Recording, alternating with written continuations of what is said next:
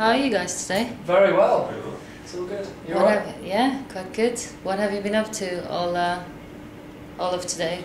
Well, we just came on the train from Yorkshire, where we live. Just been recovering from our single launch party in our hometown. We were quite hungover all of yesterday, so just made it to London today, and yeah, just promoting the single a bit more. Yeah. So you don't want it was out on Monday. Yeah. I think it's about fame, and yeah. So tell me about the single. What is it about? Yeah, Your it's single. sort of about that, isn't it? It's sort of about the ups and downs of the whole fame thing. It's just positive and negative. It's almost tongue in cheek in a way. Just to look at how. Yeah, I think that's it really. Is it like basically making fun of people who say that they're doing it it's just for the music? Fun, it's just sort of having it's a bit cheeky. Yeah. Look at it. Look at the sort of career that we're in. And the album's out next week. Yeah. And I think you had a sample album out as well. I heard some of it today on Spotify. Oh, cool. Oh, yeah.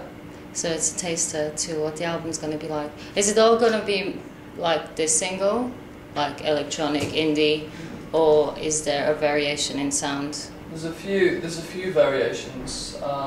There's a really slow one, and there's some tracks even go even more electronic. But on the whole, it's just quite. It's like I think to me sounds like a big mashup of, you know, really like rock guitars and drums, really dancey and retro synthesizers, and sort of it's a big mix up, I think, isn't it? Really? Yeah, I think Say Don't Want it's definitely like, you know, it's definitely a good start to where the album's going to take you, but there's definitely a lot more flavours on there as well to discover. Yeah, it's got a bit of that, even a bit of like disco kind of thing, because it's quite dancey. Yeah. So, did you consciously decide to take that route and try something a little bit more electro, or did that happen when you were in the studio? Yeah, I think we've always had like a slightly electronic sound. You know, we've always had Jack playing keys and synths and stuff. And we made the decision to go in with Ed Buller, the producer, because he was the keyboard player in the Psychedelic Furs in the 80s. So I think when we made that decision, that was sort of clear what route we were going to take it a bit more. You recorded in Brussels, didn't you? Yes, yeah. How was it? Because I think the last album was out in 2008. So how was it to be back in the studio? Was it easy to write? Did it change the process? Yeah, I mean it is a tough album to make, your second album, and the process changed. Yeah, we were in Belgium for probably about 8 months, just writing and writing and writing until it was good, and we got there in the end.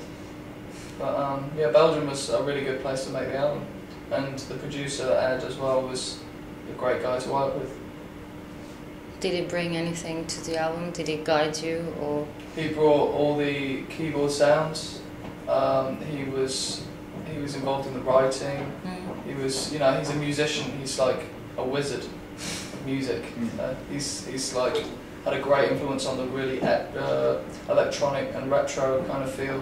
Yeah. And I think we're really glad to have gone down that route and have a new sound, but it's still one only. So what did you do from the last album up till now? Was it just mainly touring and then straight to back to the studio, or did you have any side projects in the meantime? Pretty much straight back in. I mean, we spent probably a good 6 months in Helmsley, our hometown, back starting the writing process and getting some ideas down. And like Joe said, we had probably 8 months out there finishing writing and then recording everything. Yeah. Any favourite tracks? On the album, I listened to a bit on the way down actually. My favourite at the moment is Nothing Left. Is that your favourite at the moment? Yeah, well I listened to it, I think it's great. I love it as well. Forgot about it. Any particular reason? I just really like the melody, and just like I'm really pleased with that vocal performance. The drums are great. Yeah, it's just drums are cool. It's got a good vibe to it. Does it change depending on live shows, which songs you prefer? Yeah, it definitely Yeah, has changed all the absolutely. time. Yeah. And it depends on like the reaction of the crowd as well, you know. Are there any winners every time you play? See that one, it's been going down amazing. It's great for us because like just for tonight's been the one song in the set that no matter what it always kicks off, and it's great. But there's like another song like that now, which we've never had before. It's funny. There's also one called Never Be the Same, which is the slow one that George was talking about earlier. That always goes down really well. It's sort of like a different moment in the set. Yeah. We've never really done that before. We slowly, like, George just goes on to vocals alone, puts his guitar down. So it just changes the mood of everything a little bit. Yeah. I think everyone really enjoys it. It's cool. So, have you had a lot of live shows yet? Because I think you have an upcoming tour in autumn. Do you have any anecdotes yet from your live shows since you've got your new single No, out? we've just had a few small shows so far, just to sort of premiere the songs to the fans really. Mhm. We're going to start touring it properly, like you said, at the end of October through November, and probably head to Europe for a little bit, and then we'll go back again start of next year doing a big tour hopefully. Are you playing any festivals? Leeds and Reading is the only festival we're playing. Looking forward to it. Yeah. Yeah. It's gonna be awesome. We all went to Leeds Festival when we were young, as just watching. It's always great to play. Yeah, we used to camp and get really hammered. So now you're not gonna camp but still get hammered. Yeah, that's the best part about it. You don't have to camp. I hate camp. I quite like it. It's part of the whole vibe. You have to do it to get the whole atmosphere. For sure.